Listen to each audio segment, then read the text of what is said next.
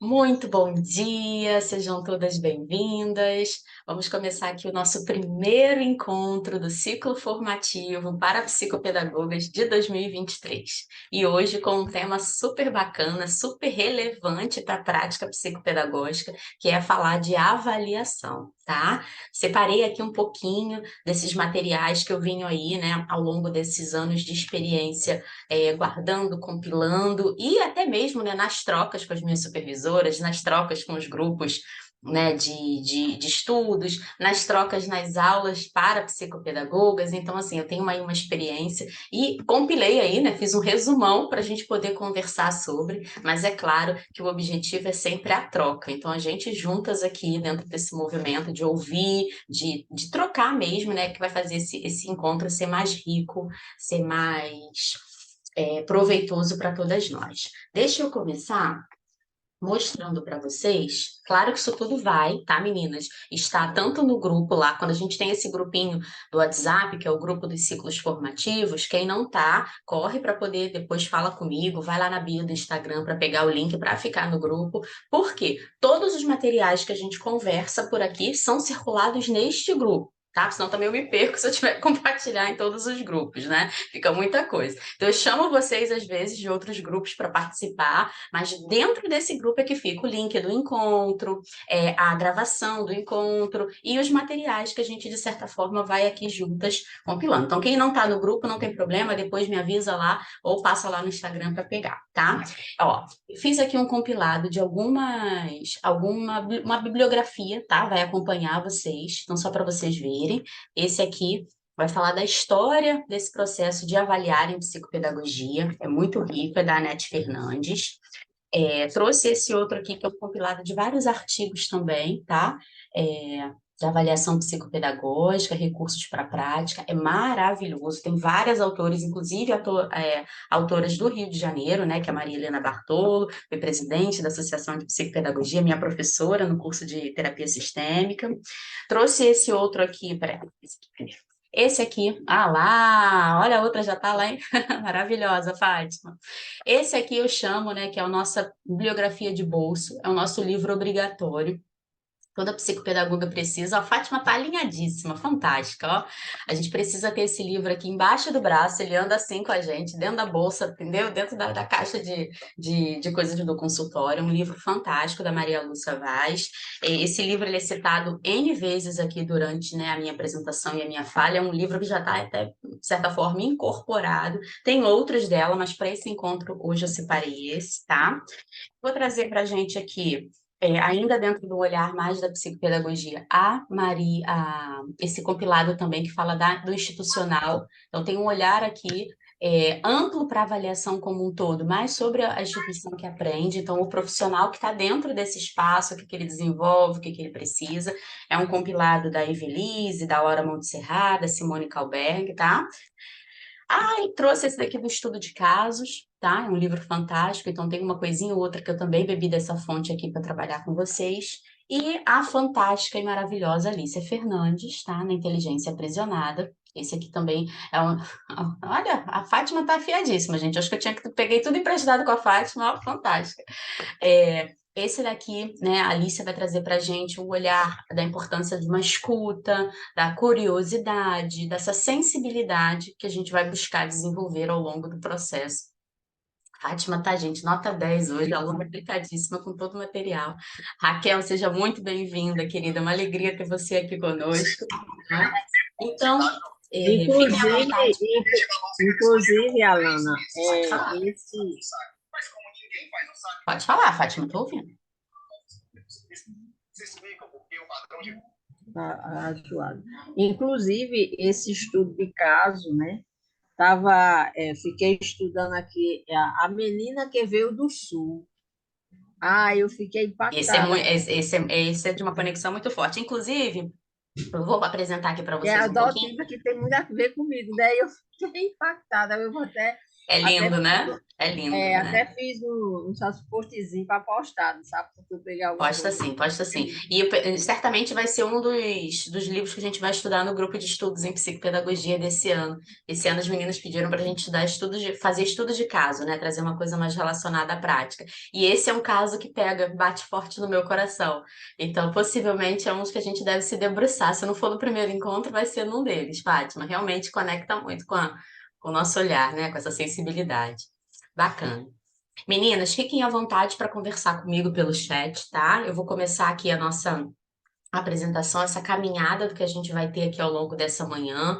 Então, podem perguntar pelo chat, qualquer coisa, pode abrir o microfone e falar. Por quê? Porque quando eu estou compartilhando a tela, tudo isso vai depois para vocês, tá, Raquel? Tudo dentro do grupo do ciclo formativo. Tem uma referência bibliográfica, a apresentação que eu uso, o roteiro que a gente vai conversar juntas, tá? Que tudo é circulado. Não acredito em informação guardada. Para mim, conhecimento e informação precisa ser circulado. E é por isso que eu tenho essa missão. E uma vez por mês eu abro um aulão gratuito, às vezes até mais de uma vez por mês, tá, gente? Às vezes tem durante a semana também, tem outros encontros, mas normalmente, né, o ciclo formativo ele vai funcionar uma vez por mês nesse movimento de circular conhecimento, experiência, para que a gente troque e cresça juntos, tá?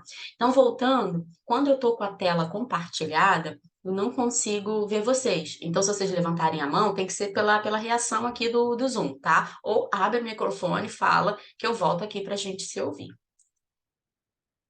Vou organizar aqui para a gente começar, fazendo aí a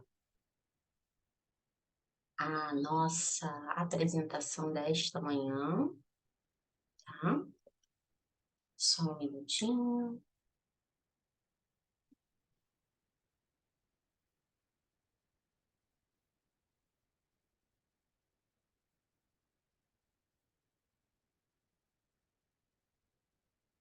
Digam para por favor se está aparecendo, se vocês já estão vendo a apresentação, por favor, que às vezes a gente manda compartilhar e ele desobedece. Foi? Tá aparecendo, sim. Tá, Tá já está. aparecendo, Fátima? Tá sim. Maravilha. Obrigada. Vamos lá, meninas. Então, hoje o nosso objetivo é falar desse olhar humanizado e respeitoso na avaliação psicopedagógica. Por que que eu escolhi esse tema? Eu acho que é importante eu contextualizar isso para vocês. A gente tem uma linha dentro da psicopedagogia, de meninas, né, tentando se afirmar, tentando se colocar ali num posicionamento mais profissional e esquece, se distancia um pouco da essência que é o olhar da psicopedagogia. A psicopedagogia, ela considera o sujeito no seu processo de aprendizagem, ou seja, né, sua vida inteira, todos os meandros que vão circular a vida desse indivíduo. Nós não podemos ser simplesmente técnicas, nós não podemos nos ater simplesmente às avaliações e às métricas. A gente precisa ter esse diálogo, né, com respeito, com o desenvolvimento, com as etapas que aquele sujeito está passando, com o momento histórico da vidinha dele. Então é por isso que eu trago para vocês essa temática, né, da humanização e do respeito no contexto da avaliação. Tá?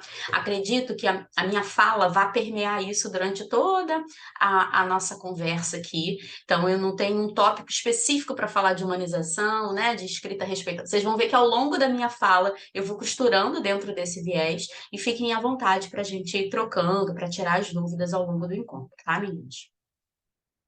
Estão caminhando aí. É importante vocês saberem, né, quem vos fala, né, meu lugar de fala. Então, eu sou Alana Cineiro, sou pedagoga, professora há mais de 20 anos, né, em diferentes segmentos de ensino dentro do município, né, ou seja, dentro da escola pública e dentro da escola privada, também com experiência em coordenação escolar, psicopedagoga com experiência, né, com vivências tanto na clínica quanto na institucional. Eu tive essa boa sorte de poder, né, vivenciar esses dois ambientes de trabalho, muito ricos, inclusive.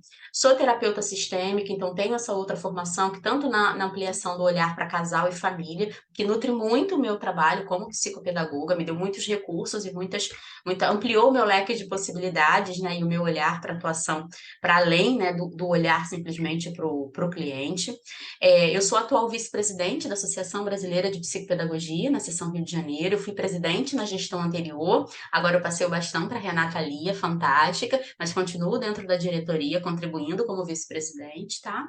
Sou mentora de psicopedagogas, né? Então, eu tenho o movimento de fazer as mentorias. Aqui tem 2 mentorandas comigo nessa manhã, pelo menos foi até que eu vi até agora. Se chegou mais alguém, me desculpa, depois eu vejo vocês. Então, nesse processo, né, de autorizar essas meninas e acompanhá-las no processo de iniciar a clínica, então, esse tem sido a minha missão.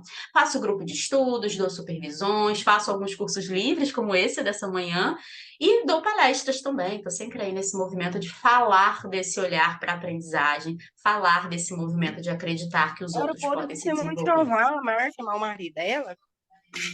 Darielle, querida, você está Assim, querendo tirar alguma dúvida? Eu acho que não. Deixa eu ver. Ou só o microfone que ligou? Acho que ligou. Então, eu entendo, né, que a minha missão é impulsionar mulheres na realização dos seus sonhos. E como eu posso contribuir com isso? Eu posso contribuir a partir do olhar e da questão psicopedagógica.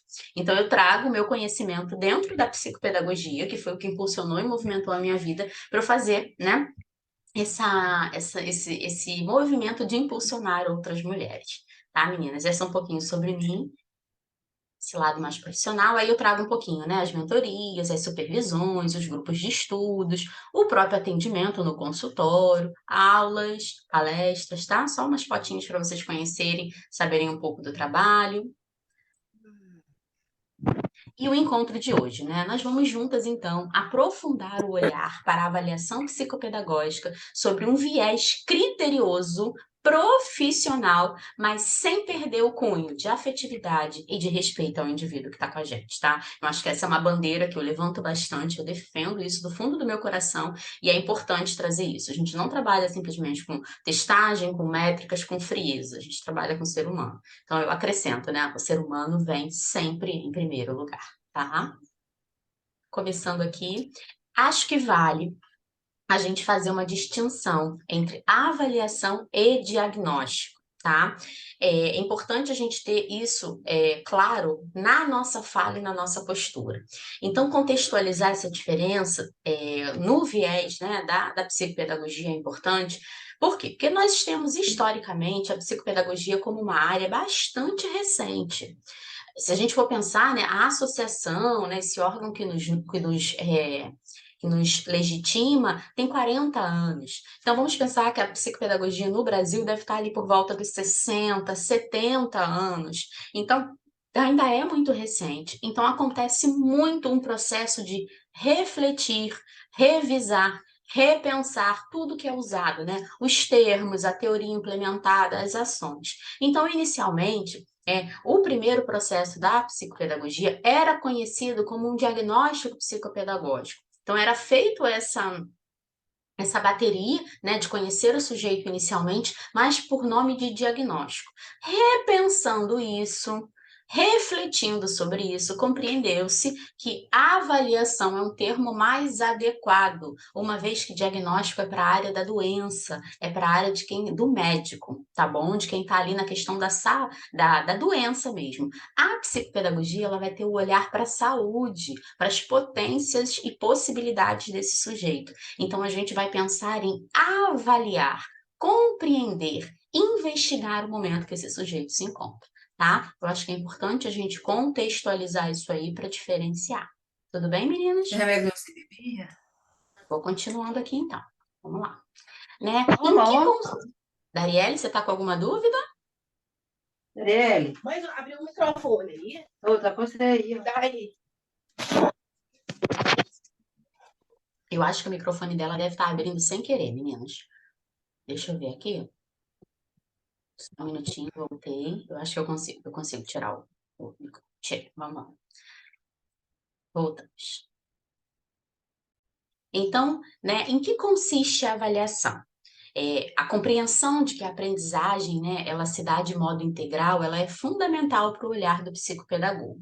Nós não somos seres fragmentados, nós não temos, né, só o meu cérebro é olhado agora, só o meu motor é olhado agora, só as minhas emoções são olhadas agora. A gente vai ter sempre essa bossa, né, sempre essa integralidade no olhar para o sujeito. Porém, às vezes, de forma didática, a gente vai buscar olhar um desses esquemas, mas a gente não pode, de forma nenhuma, desconsiderar um outro movimento, tá? Algum outro esquema.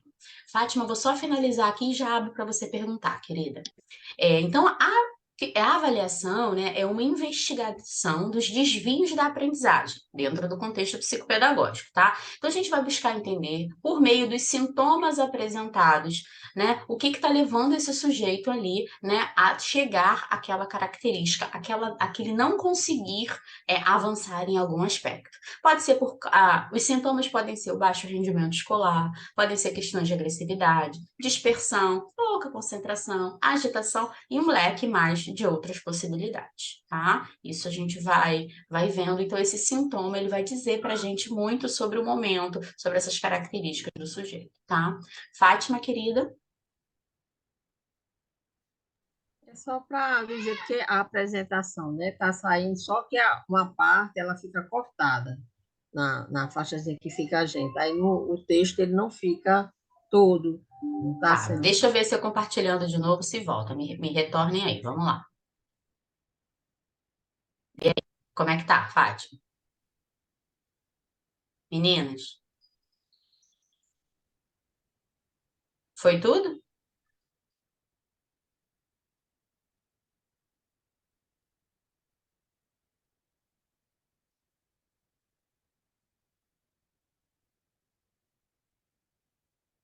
Fátima, meninas, puderem me dar um retorno para eu continuar aqui? Foi?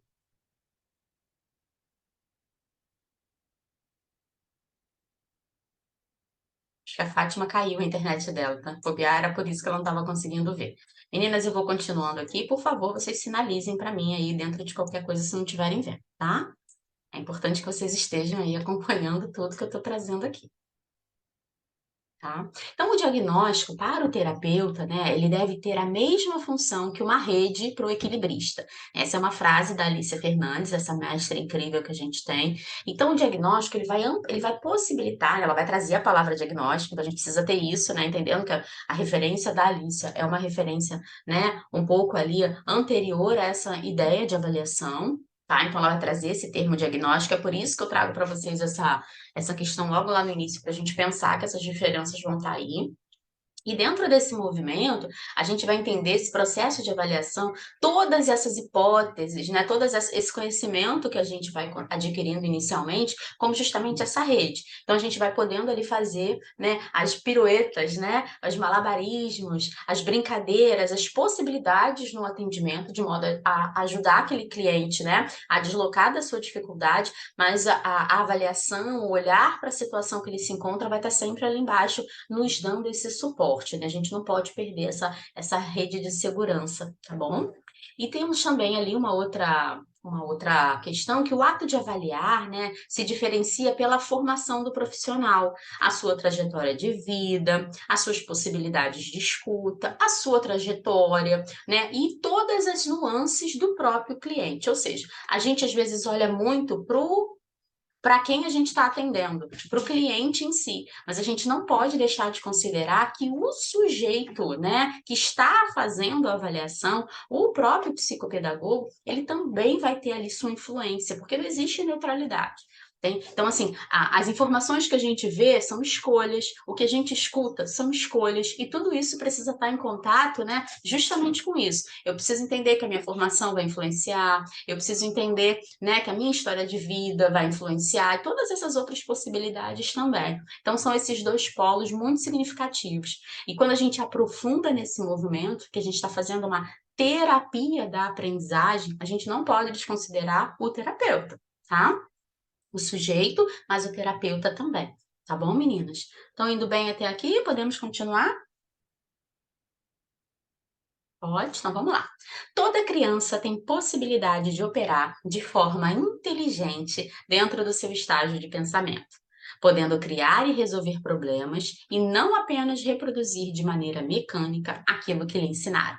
Essa é uma frase da nossa querida Ana Maria Lacombe, uma mestra incrível, né? Uma psicopedagoga com mais de 40 anos de experiência aqui no Rio de Janeiro. Eu tive a honra de participar de um projeto social junto com ela era minha supervisora, né? Me ajudou muito, inclusive nos processos da institucional. Então, ela traz essa possibilidade que toda criança tem possibilidade de operar. Aí a gente pode ampliar, né, para o adolescente e para o adulto.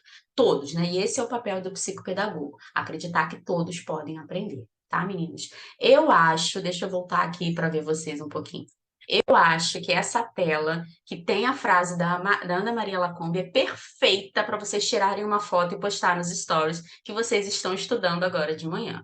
Vamos lá? Vou voltar na tela, vamos tirar vamos printar a tela, quem está no celular, quem está no computador, vamos tirar uma foto, vamos postá-la nos stories. Por quê, meninas? Esse é um movimento que eu trago muito para as pessoas que estão comigo na mentoria. A gente precisa anunciar para o mundo o que a gente está fazendo. Então, estar estudando no sábado de manhã é incrível. Mostra o quanto vocês dão importância para o trabalho de vocês. Ou seja, né, o cunho de responsabilidade, o cunho de seriedade. Então, quando você faz um post numa rede social, você não está só comunicando o que está fazendo, só está ali, blogueirinha. Não, isso é importante. O responsável de um cliente que chegar para vocês para ver o que essa psicopedagoga faz, porque isso é um outro detalhe que sabe o que acontece, né? Eles vão lá na rede social para saber quem somos, até mesmo antes de nos procurar. Então é importante que eles vejam, olha lá, ela está estudando, ela dá seriedade, ela dá importância para aquilo que ela faz. Então vamos lá, meninas, vou voltar aqui na página da frase da Lacombe, que é fantástica, eu acho que é ótimo para vocês printarem, tá? Bota aí a fotinho na rede social, porque isso é muito Mas a importante. frase, ela não fica aparecendo toda, Alana. Mas deixa eu ver, as outras meninas estão vendo ou não? Porque ela fica cortando um pouco, não aparece. Porque aparece Fátima, aqui o brinquedo, tá entendendo? Mas a frase, ela não tá aparecendo. Fátima, ó, lá no direito, canto direito superior, você vai ver assim, viu? Tá vendo? Ali é a forma que você vai ver a apresentação. Então, você vai clicando ali e vê a forma que fica mais confortável para você, tá bom? Porque a sua deve Para estar com essa mim, página cortada. Perfeito, Margarete, isso, porque obrigada. a gente deve estar com uma imagem da gente assim, Deve estar e batendo em cortando, cima. Uhum. tá batendo em Tá cima. certo, beleza. Olha, Aí você Você vai pode botar até clicando, vai assim, ó, no vendo. altinho da tela. Fica tudo ali em cima e você Isso, fica com a tela toda livre para você. isso. beleza. Já recebi um mimo aqui, o Obrigada, marido trouxe um Margarete. cafezinho, tá, meninas? Fiquem à vontade, se quiserem tomar também. Vamos voltar Já lá. tô com o meu aqui, ó. Aê, Já tô Margarete é aqui, das ó. minhas. Tá certo. Psicopedagogia. Arrasou, arrasou. Eu Então, meninas, ganhei. Ó, que bonitinho que eu é charmosa ganhei. mesmo, com o nome dela e tudo, ó. Eu Que fui fazer gracinha. palestra numa escola, aí eu ganhei. Que linda, que linda. Então, meninas, vamos lá, tirando a fotinho aí, porque é isso, né? Se a gente ainda não acredita, enquanto profissional, que toda criança, né, que todo indivíduo tem possibilidade de aprender, a gente precisa desenvolver essa crença. A gente precisa todos os dias repetir isso na frente do espelho. A gente precisa fazer esse movimento muito forte. Por quê? A gente precisa, enquanto psicopedagoga, ter isso impresso como uma identidade, como uma tatuagem no nosso corpo. Quando chega para a gente um cliente, dependente da sua questão, dependente da queixa que chega, da síndrome, do transtorno, do grau de dificuldade que isso que vai chegar, a gente precisa acreditar que de alguma forma ele pode aprender, ele pode operar de forma inteligente, e cabe a nós essa busca, sabe? A gente vai buscar isso, seja lá o que for, mesmo que seja às vezes um nível que a gente pode entender que não é um nível muito alto, não é um desenvolvimento muito avançado, mas pode. E dentro do que pode, a gente vai buscar. Uma outra frase que a Lacombe dizia muito, né, que faz muito sentido para mim, é que a gente tem aí, a gente vai chegar lá no desenvolvimento cognitivo, a gente vai entender, ela dizia que era uma escadinha, né? Ou seja, né, você está ali no sensório motor, aí um outro degrau da escada é o pré-operatório, um outro degrau, né, o operatório, e por aí vai. E ela dizia que existem, por questões, né, biológicas e químicas, pessoas que vão chegar num degrau e não vão avançar para o próximo. E aí, o que você faz? Você amplia todas as possibilidades daquele degrau. Isso é lindo, isso é incrível, porque a gente não para, né? A gente não acredita que o sujeito parou ali só porque ele não vai crescer mais. Se ele não vai avançar para outros graus, né? Para um grau mais elaborado, mais difícil, uma complexidade, uma reversibilidade, uma abstração, a gente vai ampliar o que ele pode. Então, muito concreto, muitas possibilidades, muita experimentação. E isso é muito psicopedagógico, né? Eu pude aprender com essa mestra incrível e hoje eu digo isso para vocês assim, faz todo sentido quando a gente acredita. tá? Vou continuar aqui, meninas. Acredito que vocês já tenham feito o print aí. Claro que me marcaram, né? Porque se esqueceu de me marcar, vai bater com o dedinho do pé lá na quina da porta, tá? Já sabe. Vamos lá, então. Outra mestra incrível é a Maria Lúcia. Leme Vaz, e ela traz esse aspecto que é crucial para a gente entender. Isso eu tirei a foto do livro, tá, meninas? Diretamente do livro aqui para vocês. Então, ela vai dizer, né, que a dificuldade de aprendizagem ela traz escolar. Por quê? Em maior parte das vezes, é a escola que vai ali denunciar, né, que vai ali alertar para a questão da dificuldade de aprendizagem. Mas muitas vezes hoje em dia a gente tem pais, né, responsáveis muito comprometidos, que às vezes até se antecipam à questão da escola. Mas a Maria Lúcia traz aí dentro desse recorte e eu concordo muito com ela, tá? Então ela vai estar ali no meio, né, num processo de interseção entre outros fatores. E ela vai trazer, né, os aspectos do próprio pedagógico, ou seja, né, de acompanhamento desse movimento que é dado pela escola, dessa sistematização de conteúdos que acontece na escola. Ela traz ali a questão do emocional, ou seja, né, toda essa parte do momento histórico que a criança pode estar vivendo, das suas possibilidades internas, né? Ou seja, né, o que ela está vivendo ali que está mexendo mesmo com essa característica emocional. E o aspecto cognitivo que vai ter a ver ali, né, de certa forma, com o orgânico, mas com essa possibilidade lógica que ela foi alcançando, tá? Tudo isso dentro, né, de limites corporais, orgânicos, né? Ou seja, tudo isso dentro de um corpo físico, tá? E tudo isso ainda, né? Ou seja, o sujeito ainda dentro de um contexto social. Primeiro, o social é a família, ou seja, o primeiro instrumento ali que ela vive, né? A primeira instituição, desculpa, que ela vive ali de forma mais aproximada, né? E que tem ali uma importância significativa demais é a família. E um segundo contexto social é a escola, né? São esses dois ali inicialmente, depois isso gradativamente num processo de pré-adolescência, adolescência e vida adulta, esses ambientes sociais eles vão se ampliando, né? Essas instituições, tá? Mas a gente vai conhecer esse sujeito olhando sempre todas essas nuances. A gente não pode deixar, né, de pensar. Será que é um aspecto pedagógico que está pegando? Será que é um aspecto cognitivo? Então a gente vai olhar para ele. Será que é um aspecto emocional? A dificuldade de aprendizagem, muitas vezes, ela vai ser uma denúncia, ou seja, esse sintoma, essa queixa, ela vai ser uma denúncia de algo que pode não estar bem em um desses aspectos. Então a gente tem que ter essa sensibilidade para estar olhando todas essas características que envolvem o sujeito, tá, meninas? Posso continuar? Tô indo lá então, tá? A própria Alicia Fernandes vai trazer para a gente, né, que é importante que a gente desenvolva a habilidade da curiosidade e da escuta sensível. Fiz até um exercício, né, com as mentorandas essa semana, no nosso primeiro encontro, né, como que a gente desenvolve essa habilidade da curiosidade? Sendo curiosas. Então, a gente precisa exercitar esse movimento. Ai, porque a gente cresce assim, ai, mas não pode perguntar sobre a vida do outro. Ah, mas a gente não pode. Ok, isso é na sociedade, né? Mas fora da rua. Dentro do nosso consultório, a gente precisa desenvolver essa curiosidade saudável, uma curiosidade a serviço do nosso cliente. Então, a gente pergunta, a gente está sempre puxando um fio a partir de alguma coisa, a gente está sempre conectando essas redes, tá?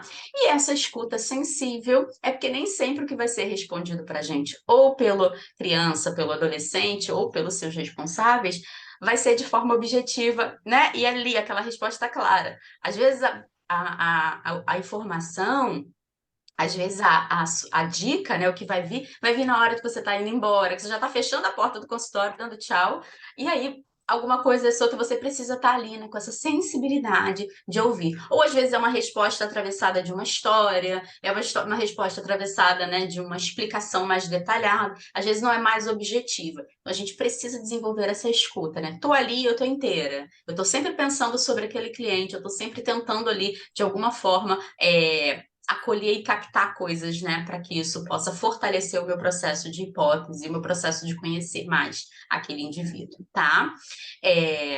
E aí tem nessa questão de ampliar a visão terapêutica, né, para uma ação que vá além dos instrumentos. Isso a gente vai aprofundar um pouco mais, porque é isso, curiosidade, escuta sensível, atenção plena, tem vários, né, aspectos que são relevantes, eu aprofundo todos eles com vocês, né, dentro de um processo mais individualizado, mas aqui eu escolhi esses dois para falar. É importante por quê? Porque a gente não vai ficar só lá no recurso, só lá no instrumento. A gente vai estar o tempo inteiro nesse processo de avaliar. Ah, mas eu já acabei a avaliação, né? A gente vai ver que a avaliação ela tem um formato. E aí, eu continuo curiosa e eu continuo buscando ouvir com sensibilidade sempre. A gente está sempre investigando e sempre querendo saber mais, tá? Isso não se esgota no processo avaliativo. Vou continuar aqui. E aí, né, a questão também do lúdico na atuação psicopedagógica. É um outro detalhe que muita gente entende, né, que a gente só vai brincar, a gente só vai desenvolver momentos lúdicos, momentos divertidos quando a avaliação estiver terminada. Não. Não. A atuação psicopedagógica, ela é lúdica. Então, a gente brinca e se desenvolve a partir deste brincar desde o primeiro encontro, tá? E isso é muito importante que a gente tenha fortalecido dentro de nós, porque às vezes, por uma ignorância, por uma falta de conhecimento, o responsável pode virar e falar: mas meu filho está brincando? Eu estou pagando para o meu filho brincar? Às vezes a gente vai ter, né, esse tipo de embate. O próprio Pichon Rivière vai trazer para a gente, né, que são os ataques, né, as ansiedades de ataque aos atendimentos. Então, a gente precisa ter isso muito fortalecido na gente para a gente se posicionar, dizer que nós somos as especialistas em observar como aquela criança aprende enquanto ela brinca. E é por isso que a gente precisa desenvolver esse olhar, sim. A gente precisa desenvolver essa habilidade, sim, para que a gente esteja fortalecida para defender isso sempre, tá? A gente trabalha com verdade, a gente trabalha sempre com muita seriedade. Então, se por acaso é uma fragilidade sua, se você ainda não se sente, né, com essa potência para poder olhar o sujeito enquanto brinca, vamos buscar desenvolver isso, tá? Conta comigo. Eu trago uma frase do Arquimedes, né, que é um filósofo que eu gosto muito, que ele traz que brincar é condição fundamental para ser sério. Então isso deve permear a nossa vida como um todo, mas na infância mais ainda. Então a gente precisa desse momento lúdico do brincar, do desenvolver, sem imaginar, não separando que enquanto está brincando não está aprendendo, que quando está brincando não está estabelecendo, né, organizações internas, lógicas, cognitivas e emocionais para se sustentar momentos mais sérios. É justamente o contrário, é a partir disso que a pessoa consegue, né? Que o indivíduo consegue. Então é muito importante a gente ter essa visão do lúdico para a avaliação, tá? Posso continuar, meninas? Estou indo muito rápido, como é que tá para vocês?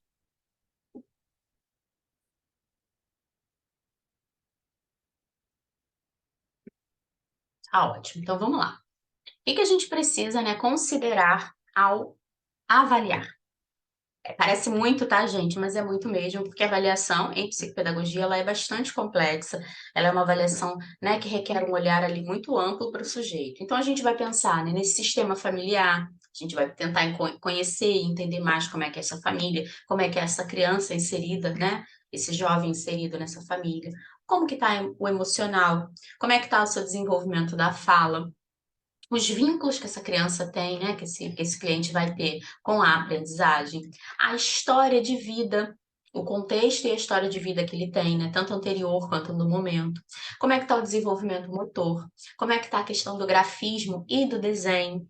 Como é que está, né, a etapa da alfabetização? A gente tem aí os níveis, né, de desenvolvimento da escrita, que é importante a gente observar como é que está isso.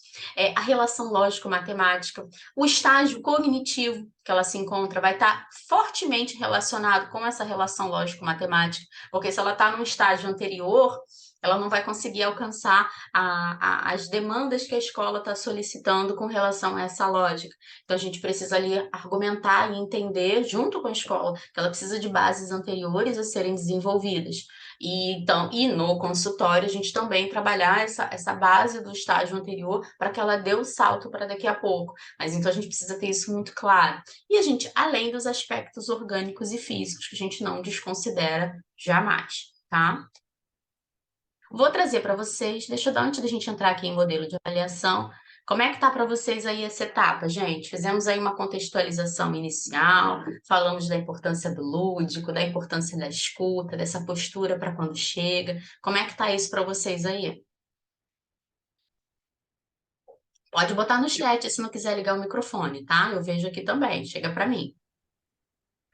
Essa questão da avaliação é muito, hoje em dia, é muito complexo, né? A gente estava conversando sobre isso, né? Eu comentei com você sobre essa história de avaliação e o quanto isso tem me assustado, porque quando eu comecei, a fazer as avaliações, é óbvio que eu fui pelo, né, por tudo que a gente Manual? aprendeu, Uhum. né, nosso manual. E aí, de repente, você vê essa modinha, né? Aí vem a. Não que eu não ache interessante as avaliações, né? Mas essa coisa do vamos esquecer as avaliações X, porque isso já está velho, está ultrapassado, e só vale isso aqui.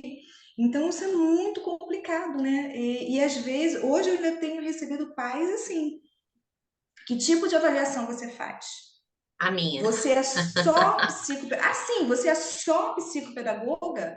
Você não é neuropsicopedagoga? Como se isso fosse, assim, uma outra coisa. É Uhum. muito complicado, muito E aí, complicado. Deixa eu Margarete? só antes de falar uma coisa. Ó, eu tenho com A a outra outra capa, versão. né? É Isso, a outra versão edição. mais Maravilhoso. recente, né? Viu, Fátima? Ela foi buscar para mostrar que tinha também. Eu Ó. Tá fui. pensando o quê? Haha. Sabe por quê? Porque eu não conhecia essa capa. Essa capa eu É não porque a conhecia. capa denuncia a idade da pessoa, entendeu? Quando que a pessoa comprou o livro. Então, assim, a minha edição é mais antiga, se você não entende.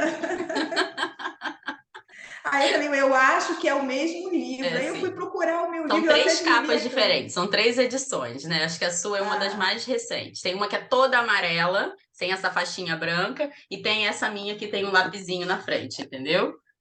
São três edições é, diferentes. é Aham. essa outra amarela que você falou, essa eu conheço, essa outra edição, mas Isso, essa de isso. vocês eu não conhecia. Eu falei, gente, será que é outro livro ou é o Não, não, é o mesmo? mesmo, só que três edições. É que a minha é mais antiguinha, entendeu? Deixa quieto esse detalhe. E a Margarete traz, meninas, um ponto fundamental para a gente dialogar aqui, aproveitar esse espaço. Existem muitas modas mesmo, né? A psicopedagogia ainda não é uma profissão reconhecida dentro da legalidade no Brasil. Ela é uma profissão chancelada socialmente, ou seja, as pessoas sabem que a psicopedagogia existe, os médicos já estão indicando para as psicopedagogas, os outros terapeutas já estão fazendo um movimento, né, de é questão de aprendizagem, vamos para o profissional que cuida da aprendizagem. Mas a gente ainda tem, né, uma certa fragilidade nesse sentido, porque como a gente não tem um órgão que regulamenta, ou seja, que ao mesmo passo pode fiscalizar, tem uma coisa do eu faço o que eu acredito. É por isso que eu comecei os nossos encontros mostrando, e eu peço desculpas porque eu não mostrei o livro do Visca. Era um dos livros, eu acho que na confusão de trazer do escritório para cá, eu acabei deixando. A gente precisa falar dos autores que são, né, a base para a psicopedagogia. Então, tem Sarah Paim, tem Jorge Visca, tem outros livros e outros mestres que a gente não pode apagar. As pessoas querem fazer coisas diferentes, elas querem somar novos olhares, isso não é recusável. Mas a gente não pode esquecer o que dá certo, perfeito. Esse aí, então, é fantástico, viu, Fátima? Esse é muito bom. A Sara não é fácil, ela tem uma linguagem bem rebuscada. A Sara é filósofa, né? Então, ela tem uma profundidade. Ela não é brasileira e é filósofa. Então, assim, a tradução às vezes deixa a gente. Mas é uma leitura muito importante da gente ter. Depois a gente pode até conversar sobre esses autores básicos para a gente não deixar, né? O próprio Pichon também tem contribuições fantásticas. A gente precisa ter esses autores, mas e quando a gente quer costurar com algo novo, quando a gente quer trazer alguma coisa nova, é para somar. A gente não pode abandonar o que nos trouxe até aqui, tá, meninas? Porque além de não ser correto, não é ético. Tá? Porque a psicopedagogia ela é fomentada pelos nossos autores bases. Então, às vezes, já me mandaram vídeo, a gente não usa mais provas operatórias, a gente não... Desculpa, isso não é correto. Entendeu? Não faz mais sentido usar prova, né, prova operatória, não faz sentido para essa pessoa, ela tem que buscar outra profissão. Desculpe a dureza, tá, meninas? Mas às vezes a gente precisa ser rigorosa na nossa fala, porque se ela está fazendo psicopedagogia, a psicopedagogia tem esta base. E a gente, como base, a gente precisa, né, ser ali correta com o nosso fazer. Não significa que a gente não possa somar.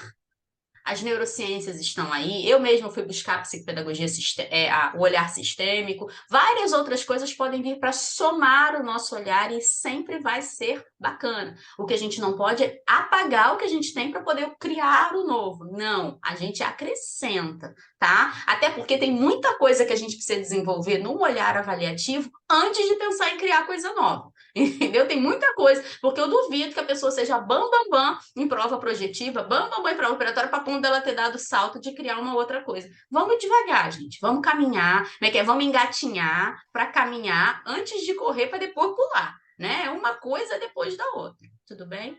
Fátima, querida. Engatinhar é o máximo, né? Eu estou aqui engatinhando, buscando essa aprendizagem. Eu tô andando segurando nas coisas, acho que eu já tô assim, entendeu? Eu já seguro ali Mas e já tô assim, andando. mas é muito importante, né, essa questão, porque quando a gente sabe que a avaliação é complexo, né? O próprio termo é complexo. O que é avaliar? Primeiro a gente precisa saber o que é entender, né? O que é avaliar, que é o que mais pesa dentro das escolas, né? Eu vou avaliar esse menino, todos os sentidos, vou avaliar e precisa avaliar, e avaliação aqui, avaliação ali. Aí na psicopedagogia vem exatamente também a questão do avaliar. Mas quando a gente despreza o que a gente aprendeu, porque esse livro, né, por exemplo, a Sara Paim, foi quando eu fiz a psicopedagogia e tudo. Então, é uma forma de desonrar, né, Isso, aquilo que a gente perfeito. aprendeu, porque aí a gente faz aí já um entendimento sistêmico, né? A gente precisa honrar todos esses que vieram antes, porque o que a gente tem hoje, que vai ampliando a novidade, mas é porque alguém antes experimentou, fez daquela forma que deu certo. Então, eu vejo assim, eu preciso experimentar, se dá certo. Então, a questão das provas, eu não sou expert em nada em provas, por isso que eu estou aqui, exatamente para aprender, né? Mas eu acredito que tudo, né, desde que eu tenho esse entendimento do olhar mesmo da totalidade, da integração, a gente precisa, né, ter a questão de honrar aquilo que veio antes, porque a gente vai nesse processo. Já Maravilhosa. pensou se nossos filhos, nossos netos desprezar o A nosso gente, aprendizado? a A nossa, é gente, perfeito, né? é isso aí. Uhum. Então, eu acho que é por aí, essa Isso. questão da E ordem. Fátima, querida, é importante, né? Muito maravilhoso isso que você traz, e é importante, como terapeutas da aprendizagem, a gente ter esse olhar para o contexto social como um todo, né? Que a própria Maria Lúcia Vaz ali traz para a gente, né?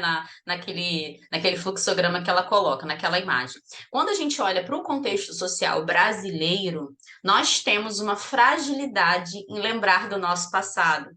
A educação como um todo, né, e a postura social das pessoas é uma postura mais imediatista. O novo, ele é sempre melhor.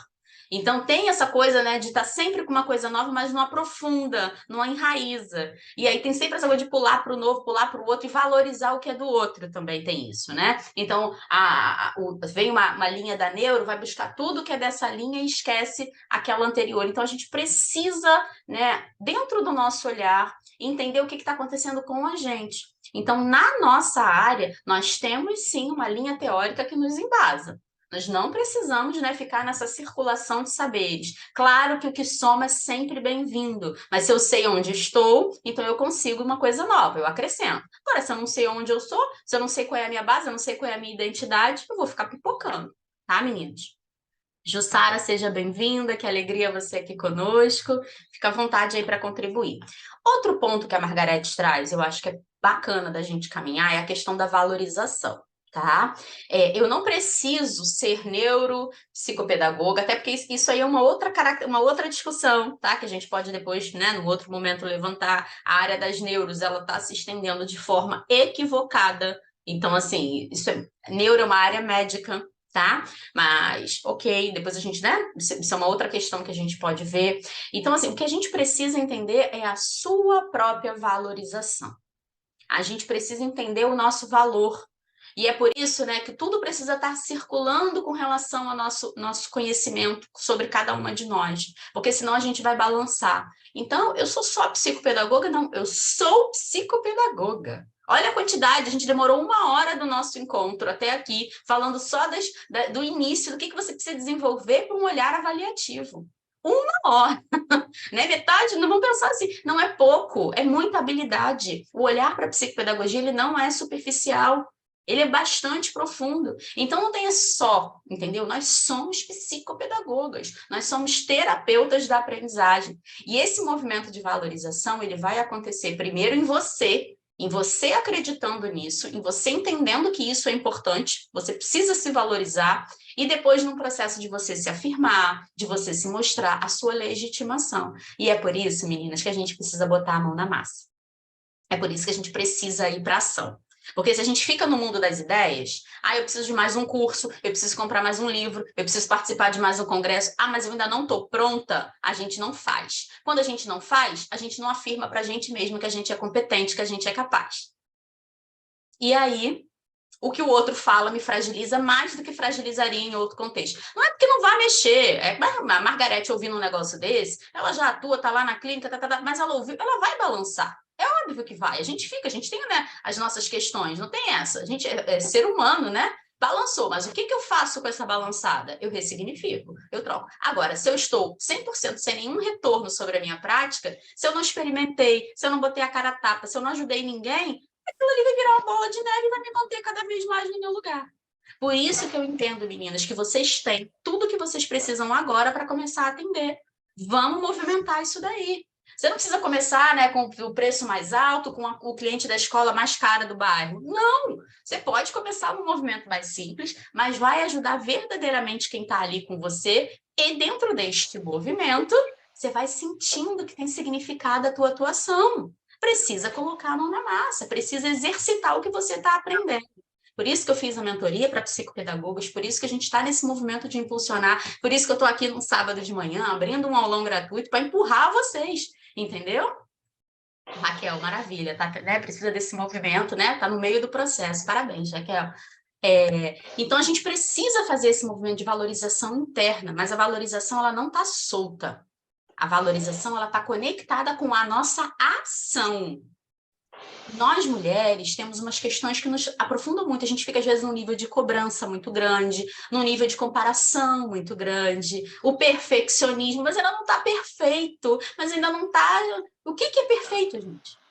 O que está 100% pronto? Nem nada. Nada. A gente está em processo, a gente está em desenvolvimento, né? Hoje eu penso de um jeito, eu estou aqui fazendo encontro num sábado de manhã. Pode ser que eu mude de ideia. Mês que vem eu quero fazer, sei lá, sexta-feira de noite. Exemplos. A vida é mutável e ainda bem. E se a gente não tivesse essa flexibilidade para a gente desenvolver a vida, imagina que situação. É uma necessidade. Então, a gente precisa exercitar esse olhar para os nossos clientes, para o nosso atendimento, mas para a nossa vida.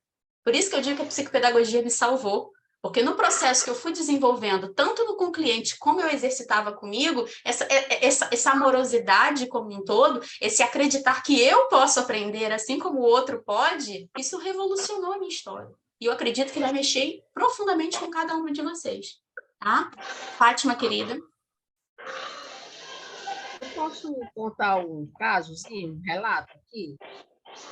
Então, por volta, em 2021, mês de outubro, já para novembro, então eu tenho uma vizinha aqui, eu moro em apartamento, tenho uma vizinha, que são 3 filhos e tudo, e a mais nova, a menina que estava com problema né, na aprendizagem, lá, ela no 6º ano.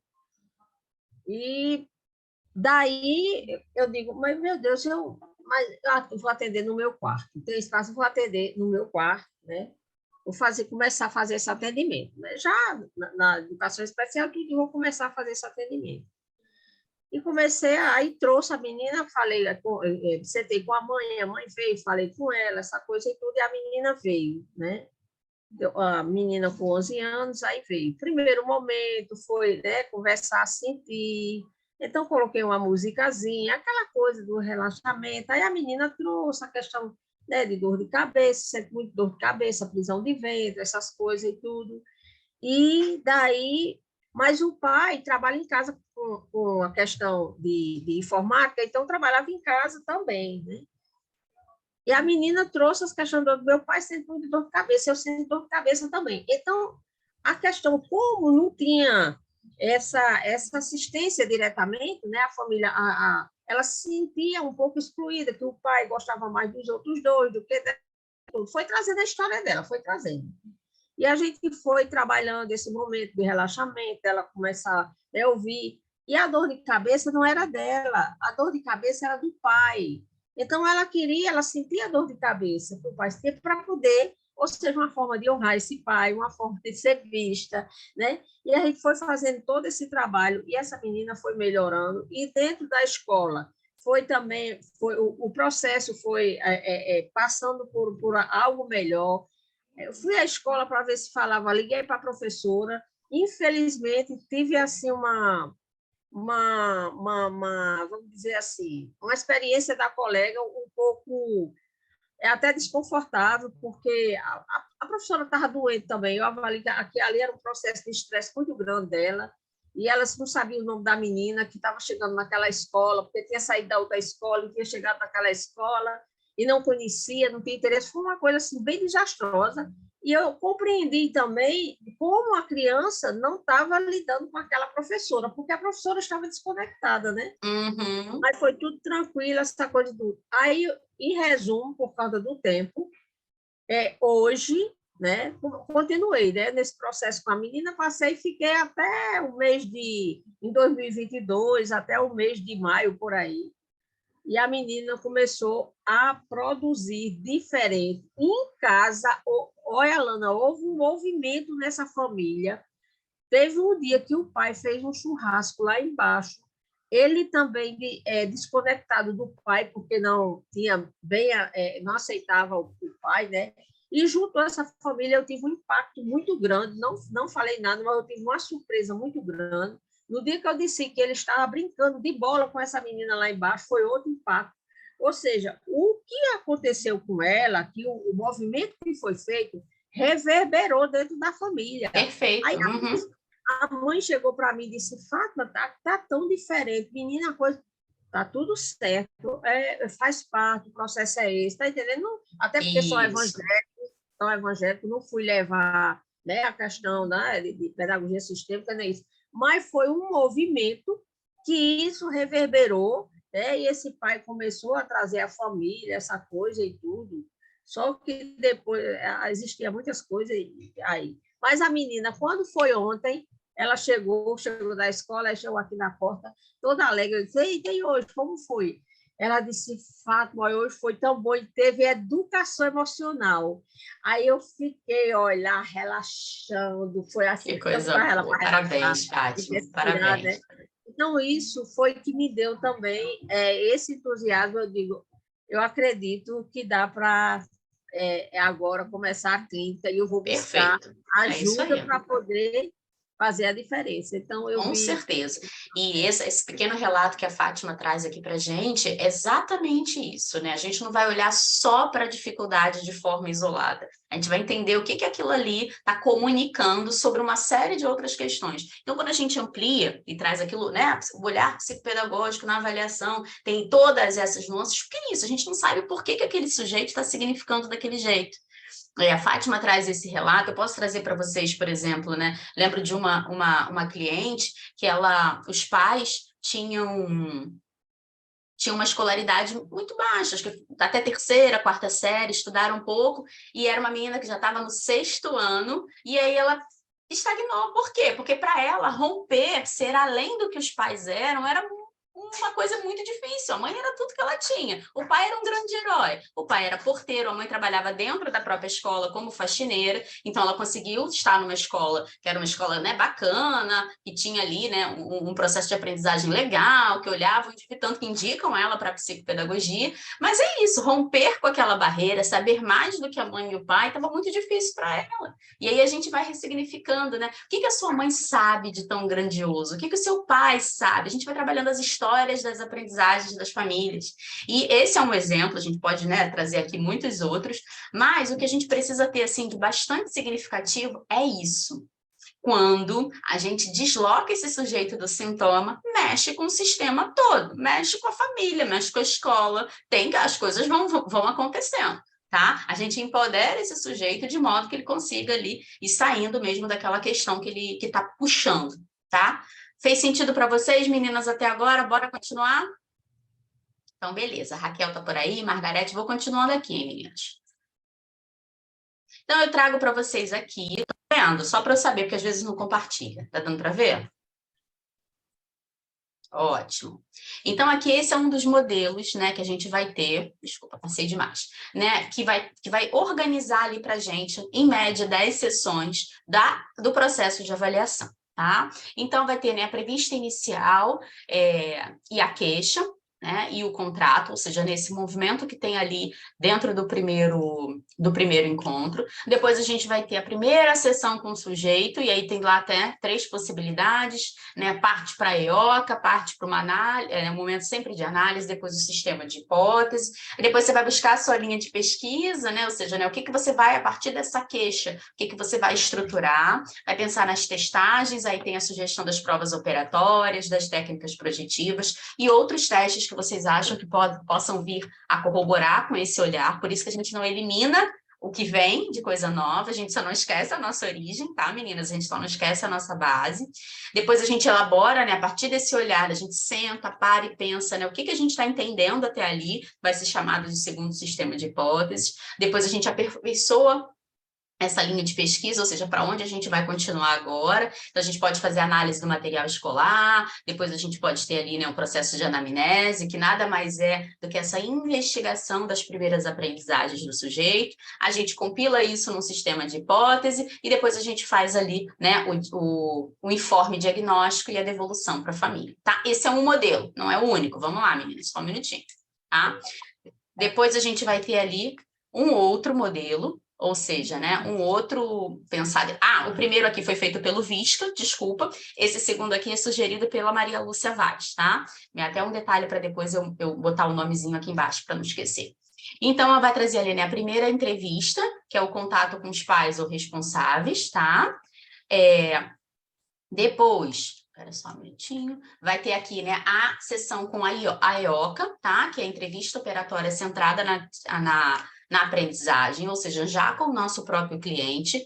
Depois parte para uma sessão com provas operatórias. Depois outra sessão com provas operatórias. Depois outra sessão, né, a quinta, com as técnicas projetivas. Depois uma outra, né, mais técnicas projetivas. Depois a gente tem a 7ª sessão, né, com a aplicação das provas pedagógicas necessárias, né, e algumas outras testagens. Depois você tem ali na 8ª a anamnese com os pais ou responsáveis, e na 9ª ou 10ª, porque isso vai variar, a gente talvez não consiga fechar, a gente vai ter a devolução com os pais ou responsáveis e o sujeito. Estou vendo que ela coloca que o sujeito é sempre junto, tá?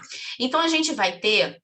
deixa eu fechar aqui só um minutinho para falar com vocês, esses 2 modelos que vão ser as nossas bases, tá? Primeiro foi pensado pelo Visca, o Visca ele é conhecido como um pai para a prática, então ele estrutura tudo, e depois a Maria Lúcia Vaz, num processo mais moderno, né? Um processo um pouco mais à frente que o Visca, ela compila tudo. Então, vai ter essa linha que vai pensar em ter todas as provas pedagógicas num único bloco, todas as provas projetivas num único bloco, todas as provas operatórias num único bloco.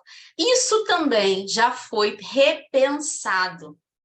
Isso também já foi ali avançado. Por quê? Entendeu-se que se você faz todas as provas operatórias, né, num bloco de 1 ou 2 sessões, a criança fica muito cansada, uma prova contamina a resposta da outra.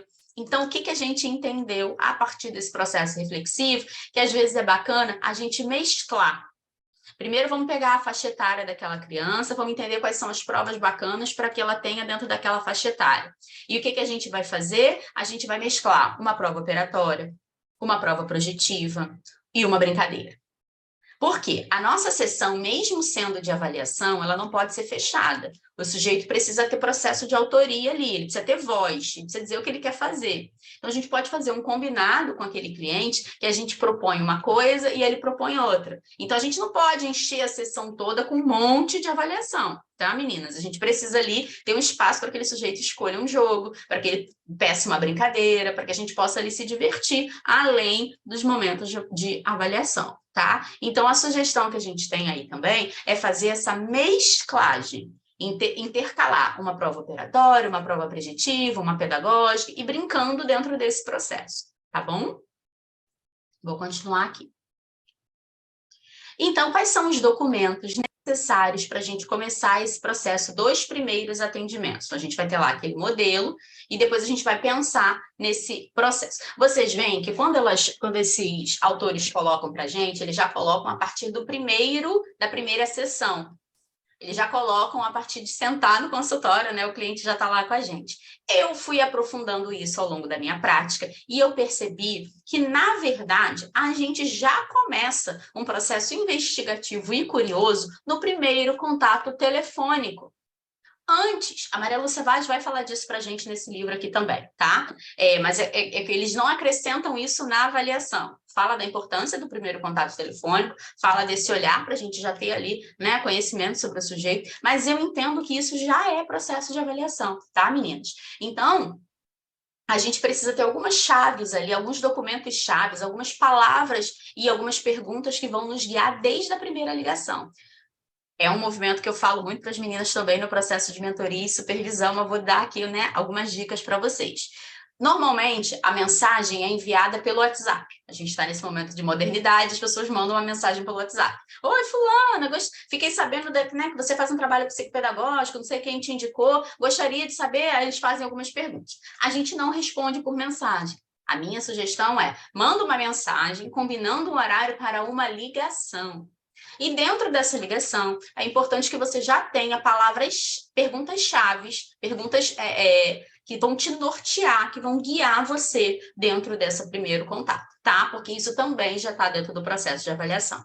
Eu compilei para vocês, né, 5 ferramentas para esse início. Fiz esse movimento aí, compilei 5 ferramentas. Tá baratinho, gente, tá lá na página do Instagram, tô vendendo por R$10. Então, vocês têm ali esse movimento de já ter um guia, um roteiro para o primeiro contato telefônico, já com essas perguntas-chave, se vocês tiverem interesse. Qualquer coisa, me manda uma mensagem que eu mando o link lá para vocês. Não é só isso, né? Tem outras coisas juntos, mas esse primeiro roteiro você já tem. Então, dentro desse movimento de ter esse guia, o que vocês precisam ter?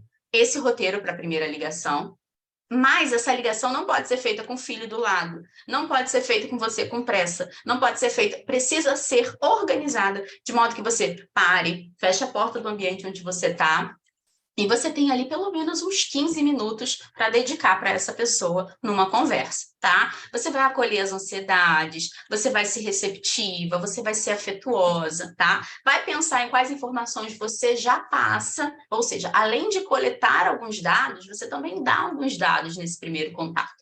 Tem gente que gosta de dar o preço já por telefone. Então, se você entender que você já dá o preço por telefone, é na ligação que você vai dar. Outros preferem ir para a primeira sessão, não cobrar a primeira sessão e, então, falar o valor já no primeiro encontro. Isso também é uma escolha, um estilo de um processo de atendimento. Você vai entender o que conversa melhor com você, tá? Mas nessa primeira ligação, você faz algumas perguntas para te nortear, e você já devolve algumas informações e marca a primeira sessão, tá? O objetivo dessa ligação é que você já faça o gancho para a primeira sessão, você já marque isso, tá? É importante você ter isso bem claro para você.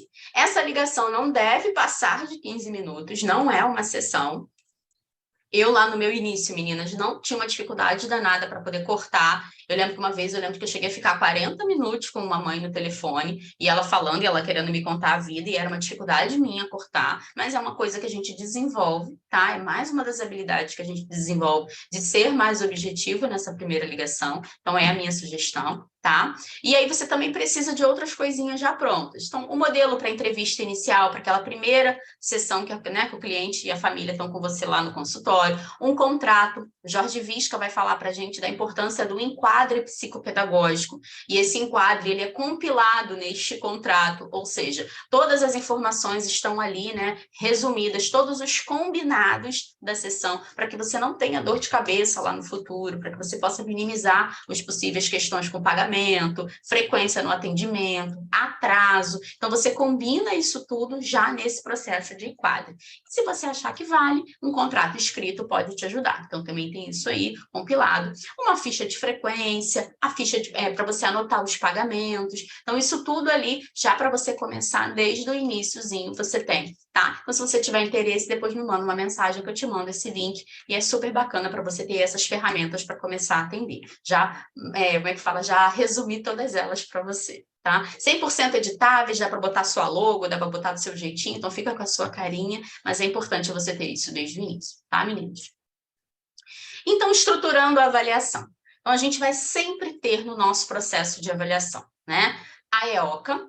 E o que a EOCA vai dizer para a gente? A gente vai ter o objetivo na EOCA, que é observar os vínculos com os objetos, está digitado errado ali, e conteúdos da aprendizagem. Então, a EOCA ela vai ter este objetivo. A gente vai ver a relação com os conteúdos da aprendizagem. Tá? A gente vai desenvolver as provas operatórias, que vai ter esse objetivo de conhecer o funcionamento das funções lógicas, então o estágio de desenvolvimento cognitivo, a operacionalidade do sujeito diante das situações. Então as provas operatórias, elas nos embasam cientificamente. Então, quando o Piaget organizou essas provas, quando elas foram trazidas para o processo psicopedagógico dentro dessa epistemologia convergente, que é o Jorge Vischka que traz para a gente, é importante a gente entender que é a partir dessas provas operatórias que a gente dá um cunho mais científico, a gente defende por que o nosso cliente consegue ou não consegue fazer algumas coisas, tá?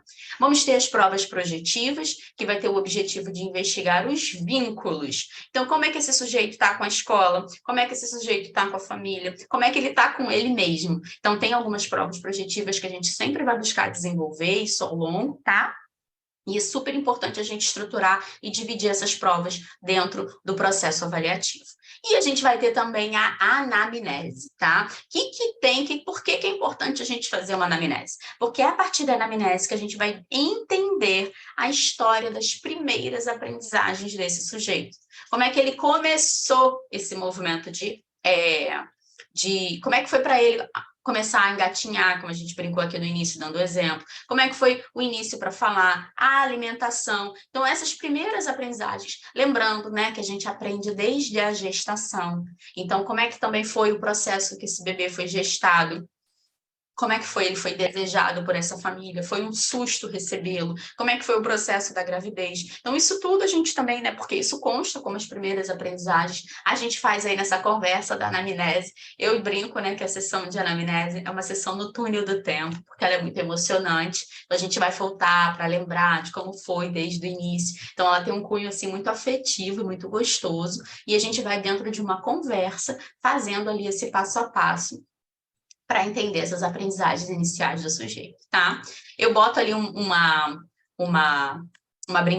coisinha brincando, né? O brincar com uma bola. Por quê, gente? Porque mesmo dentro dessa estrutura que a gente vai buscar organizar dentro desses 8 a 10 encontros da avaliação, a gente não deixa de brincar.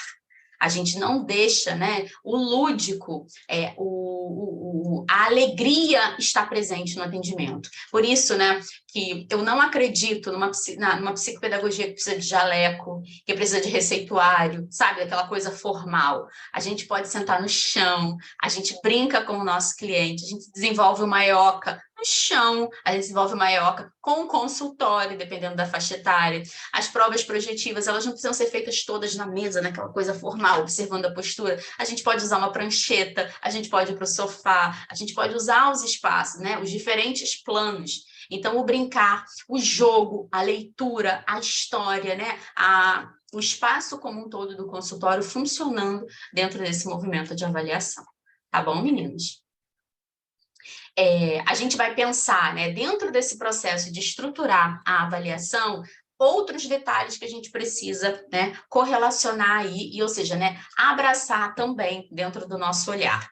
Então, a gente precisa ver como é que está a coordenação motora, como é que está esse sujeito com relação à lateralidade, a esquema corporal, como é que está a oralidade, consciência fonológica, leitura, escrita e nível de escrita, leitura e compreensão dessa leitura. Tudo isso, né, meninas, a gente consegue fazer nessa brincadeira, nesse lúdico.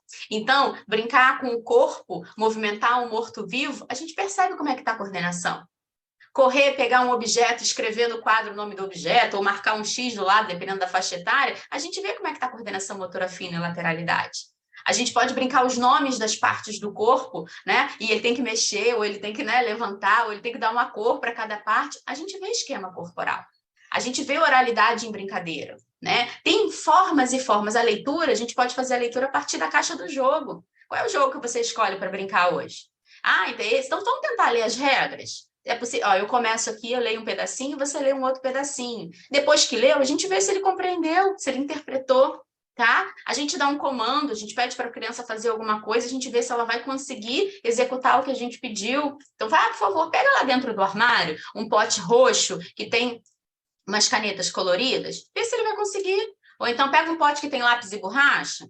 A gente vê, então tem várias formas da gente estar permeando o olhar avaliativo, não precisa ser nessa estrutura mais rígida, mais fixa, tá? De sentar na mesa e fazer alguma prova propriamente dita. A gente avalia dentro de um contexto, tá?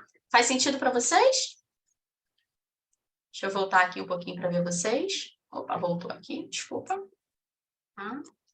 E aí, Fátima, Raquel, Margarete, Jussara, Lune, tá fazendo sentido?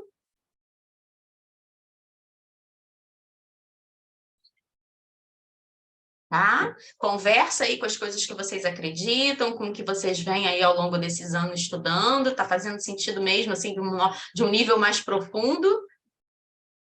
Raquel, também tá funcionando, maravilha. Tá ótimo. Então, agora, vamos juntas pegar um papel e uma caneta? Vamos lá? Pensando que a gente vai fazer esse exercício. Obrigada, a Lune está aí também. Bem-vinda, Lune. Vamos pegar um papel e uma caneta e vamos pensar nesse movimento da gente desenvolver esse nosso roteirinho para avaliação. Topam fazer rapidinho? Acho que 10 minutos a gente consegue. Topam? Pode pegar um caderno, alguma coisa que você tem aí. Vamos, como é que a gente vai pensar? Tá? Como é que a gente vai se organizar nesse sentido? A gente vai pensar em 10 sessões. Então, né, do 1 ao 10, do dia 1 ao dia 10. Então, pode dividir a folha, né? 1, 2, 3, 4, 5, 6, 7, 8, 9, 10, tá? Eu gosto até de fazer uma folha ofício, que eu faço ela dividida em 5 e 2, né? De cada, ou seja, né, os quadradinhos. Aí eu vou escrevendo dentro desses quadradinhos. Então, tá? A primeira sessão é essa entrevista que a gente vai fazer, tá?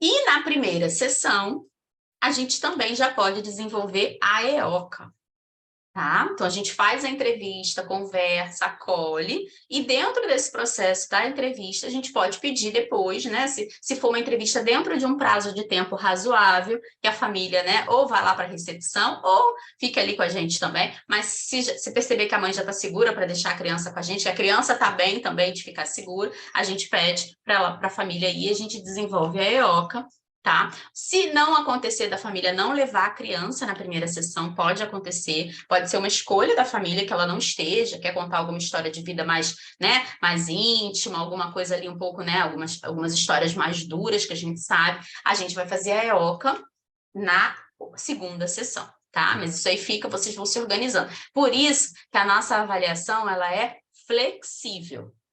Ela não é uma avaliação estática. A gente vai ser, por mais que a gente faça um roteiro, ela vai flexibilizar dentro do processo, tá? E aí vamos pensar na próxima sessão. Pode botar a EOCA com uma interrogação, que a gente não sabe se ela vai para a segunda sessão ou não. Alana, Pode falar. sim, eu tenho feito assim, eu geralmente eu peço para a família para não levar a criança se puder, porque já aconteceu algumas vezes, porque como eu falei, né, em outros encontros, eu comecei o atendimento psicopedagógico clínico na ONG, como eu te falei, e nessa ONG a gente trabalhava com crianças autistas, muitas delas de famílias carentes, a maioria, e com um nível de suporte bem mais complexo, 2, 3, né, a maioria. Então, as histórias eram muito pesadas. E aí eu sempre pedia para as famílias não levarem a criança no primeiro encontro. E agora, aqui no consultório, eu continuei com isso. Tem algum problema? Não sei se é um problema. Talvez você vai entender o seu estilo enquanto terapeuta, tá? Eu deixo a família à vontade para levar a criança se ela sentir que ela quer. Eles me perguntam e a minha fala é essa. Por quê? Porque desde essa primeira entrevista, a gente já consegue observar muita coisa na relação entre os dois. Então, essa entrevista está conversando, está contando, a gente está perguntando, voltar para aquela criança e perguntar, você sabe por que você veio aqui? Seus pais te contaram o que você veio fazer comigo? Aí os pais vão falar, você, fulano, sempre convocar aquela criança, né, aquele adolescente para falar, você concorda com isso que eles estão dizendo? Você quer colocar alguma coisa? Tem responsável que vai interromper, tem responsável que não vai deixar a criança falar, tem criança que não deixa o responsável falar, tem criança que toma, diz está errado, está feio, foi assim. Então, isso tudo já vai te dando repertório para você ir ali entendendo como é que é o funcionamento desses sistemas como um todo, tá? Vai te dando ali, né, informações preciosas na sua investigação. É claro que dentro dessa relação de uma ONG, eu entendi que lá, né, era meio que comum as histórias duras, uma vida, né, mais difícil, então o que vinha, eu entendo a postura lá. Não sei se você precisa continuar com essa postura no seu consultório particular. Experimenta, porque eu acho muito rico. E o que acontece? Nessa primeira sessão, a gente faz essa entrevista e a gente faz o contrato. Acrescenta aí, meninas, que eu tinha esquecido. A gente vai fazer o enquadre, né? Contrato não, desculpa. O enquadre. O enquadre pode resultar num contrato escrito ou ele pode ser só verbal. E, ou seja, você vai falar da importância da presença, que não pode faltar por motivos, né, sem justificativa, que precisa chegar no horário, que precisa, né, tá ali, né, num nível de comprometimento tanto da família quanto do cliente. Quem vai ser atendido por você, já acompanhando isso tudo, entra num outro nível. Ele se compromete também. Ele entra junto, ele dá o acordo dele, ele diz que ele aceita. Entendeu? Então, isso tudo é importante desde o primeiro encontro, na minha humilde opinião, tá? Vocês experimentem e vejam o que funciona para vocês. Porém, tem famílias que desde o primeiro telefonema já dizem que não querem levar a criança no primeiro. E aí você já sabe que vem, literalmente vem bomba, né? Ela vem, ok, você vai respeitar e você já vai acolher ali, tá? E meninas, eu gosto muito de dizer isso porque as informações, elas não chegam de uma forma linear. Elas não chegam de uma forma tranquila, tá? Sempre tudo na primeira sessão não chega. Eu lembro de uma família que eu atendi, uma criança, né? Dentro de uma família que eu atendi, eu acho que já estava chegando a quase um ano e meio de atendimento. E aí a mãe indo embora com o menino, no final da sessão, ela virou para mim, mas depois que eu perdi 6 bebês, ele veio, né? Já tínhamos feito avaliação, anamnese, várias sessões com a família, ou seja, ele era um bebê, ele era uma criança, ela tinha tido 6 gestações anteriores a esse menino.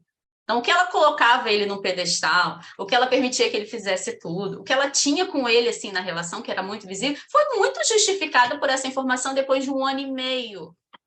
Então, meninas, a gente não está avaliando só no processo de avaliação. Nossa escuta sensível, ela permeia o tempo inteiro. Não vem tudo no... Então, assim, ela levou ele na primeira entrevista? Levou, porque ela não me falou isso na primeira. Ela não contou sobre isso, ela não sentiu necessidade. Depois a gente fez a anamnese, ela também não dividiu isso na anamnese. Isso foi vir, ó, muito depois. E na presença da criança. Ela não escondeu. Então, é por isso que a gente precisa dar oportunidade para o outro, sabe? De escolher o que eles querem. Por isso que eu acho que você pode experimentar, tá, Margarete? Minha sugestão para vocês é que experimentem.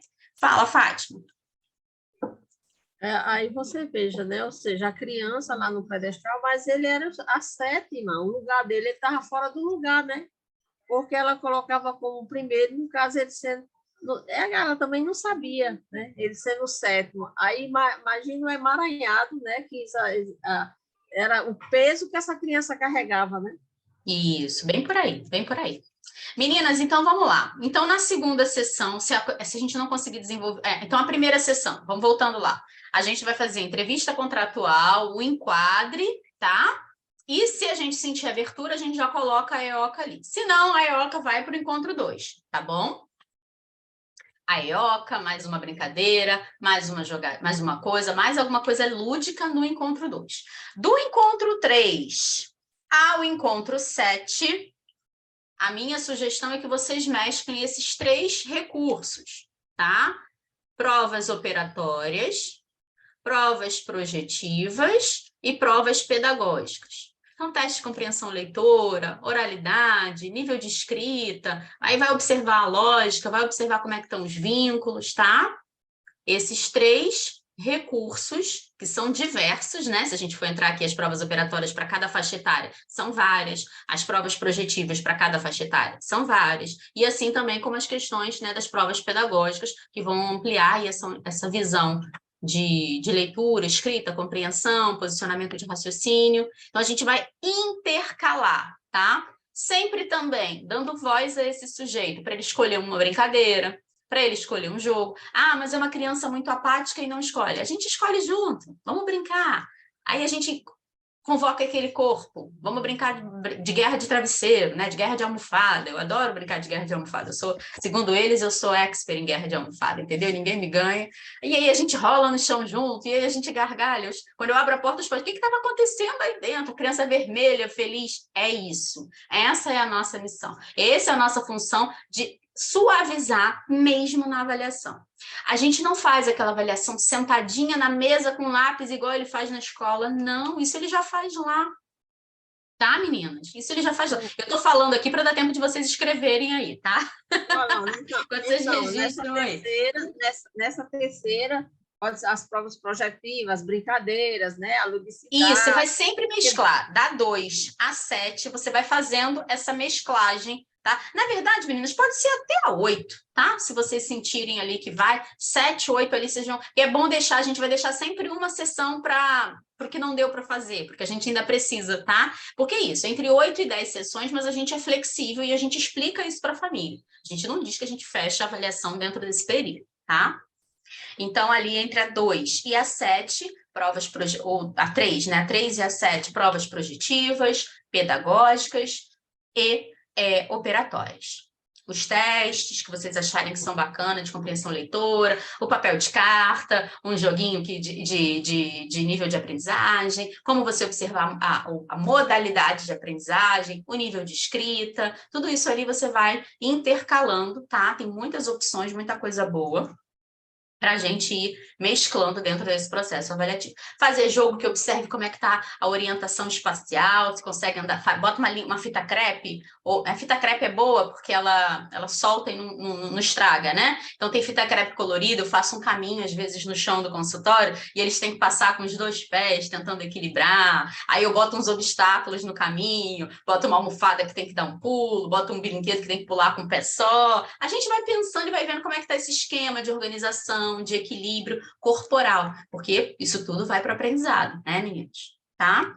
Chegou ali, então, na 8ª sessão, é quando eu gosto muito de fazer esse encontro com a família de novo, tá? Trazer a família de novo para dentro do consultório para que a gente faça o quê? A anamnese, essa avaliação de compreensão das primeiras aprendizagens. Eu também gosto de fazer a anamnese com o sujeito, né? Ou seja, com o sujeito identificado com o nosso cliente. Eu gosto. Pergunto para ele se ele lembra das coisas que a mãe ou que o pai estão contando, se ele sabia, né? Quando às vezes falam famílias que falam que a criança foi muito desejada, que elas ficaram muito felizes por uma comemoração, quando, né, descobriu a gravidez. Eu falei, você já sabia disso? Você já tinham te contado que você tinha sido, né, que tinham feito essa festa quando descobriram que você estava vindo? Então a gente vai ali sempre convocando esse sujeito a participar, tá? Dentro desse movimento aí da 8ª sessão, né, quando a gente já está ali praticamente há 2 meses com aquele cliente, ou seja, né, conhecendo e aprofundando o nosso olhar, a gente faz o contato com a escola. Por quê? O contato com a escola, você precisa ter o mínimo de repertório, o mínimo de conhecimento para poder, né, estar ali num processo de troca. A nossa ida à escola... Gente, isso aqui dá um encontro só para falar disso, tá? Falar de ir à escola como a Fátima mesmo colocou. Nem sempre a gente tem uma receptividade bacana, nem sempre a gente tem, né, uma abertura, isso é muito comum. Eles se sentem bastante... Deixa eu pensar na palavra, né? Eles se sentem assim... Ou seja, eles não estão... O trabalho feito pela escola não é suficiente, precisou pedir ajuda de outra pessoa. Então tem um certo nível de ameaça, sabe? Tem umas vezes assim, se sentem um nível de insegurança. Mas a nossa postura é sempre muito humilde, a nossa postura é sempre muito respeitosa. A gente entra na escola sem crítica, sem julgamento, a gente entra de coração aberto e a gente vai para ouvir. Tá? O nosso processo dentro da escola é muito mais de escutar qual é a visão daquela professora sobre aquela criança, aquele jovem, como é que ele se relaciona com os colegas, como é que foi a história dele dentro dessa escola, se ele já está há muito tempo, não está, se mudou muita coisa quando era pequenininho, como é que está agora, tá bom? A gente sempre vai fazer, e aí a gente pode até dar alguma pincelada do que a gente já vem observando, pouca coisa, muito sutil, falar o motivo da queixa que te procuraram, dizer, né, o porquê que você está... Se você já entende um pouco dessa dificuldade, se você entende um pouco... Mas é muito sutil, porque a nossa ida à escola, neste momento, dentro da avaliação, é para coletar informações. Tá? A gente não vai a gente vai à escola simplesmente, né, para poder acolher mais um movimento, né, ou seja, para ampliar as nossas possibilidades de hipótese e investigação sobre o sujeito. E aí a gente vai ter ali mais uma sessão, que vai ser ali a sessão de fechamento, de conclusão desse, que seria a nona, que é o fechamento ou a conclusão da avaliação, uma coisa que você acha que precisa voltar, algo que você fez que não ficou muito claro para você, algo que você gostaria de repetir, sempre nesse processo ali, né, de ter mais uma data ali aberta para você voltar, acrescentar alguma coisa, tá? Então, sempre nesse movimento muito reflexivo sobre cada um dos passos dados, alguma prova operatória que você ficou na dúvida, eu acho que eu vou repetir. Eu até brinco, né, que eles não estão fazendo provas operatórias, eu uso que eles estão fazendo experiências. Falo, vamos fazer uma experiência, você aceita? E aí a gente senta ali e começa o movimento das experiências, que são, né, essa caixa operatória tem funcionado. As provas projetivas, eu brinco que é a hora deles serem os artistas. Você vai mostrar para mim aqui no papel. Ah, mas eu não sei desenhar, mas a gente aqui não é escola de belas artes, aqui não é escola de desenho. Aqui você vai se expressar do jeito que você conseguir, e aí com certeza, né, depois você me conta como é que foi. Aí, quer escrever, a criança ainda não escreve. A gente escreve por ela, deixa eu registrar para você, não tem problema. Eu já registrei para você nos últimos 2 encontros. Pelo menos uma coisinha você vai escrever hoje. Pode escrever o título? Escreve o título desse desenho que você fez. A gente está sempre assim, convidando, envolvendo, abordando o outro, para que aos pouquinhos, né, ele consiga ali se mostrando, tá? Consiga ir colocando para fora. E aí a gente vai entrar na nossa última sessão, ou seja, a gente já conseguiu compilar todos os sistemas de hipótese, desde da primeira sessão, quando a gente conhece essa família, todas as que a gente veio ali no processo avaliativo, né, organizando, e aí a gente vai compilar isso tudo numa sessão de devolutivo, tá? Ou seja, a sessão de devolução é quando a gente, né, conversa, a gente clareia o que a gente entendeu dentro daquele processo avaliativo para a família. E com a presença, né, do cliente, se for assim o desejo deles, tá?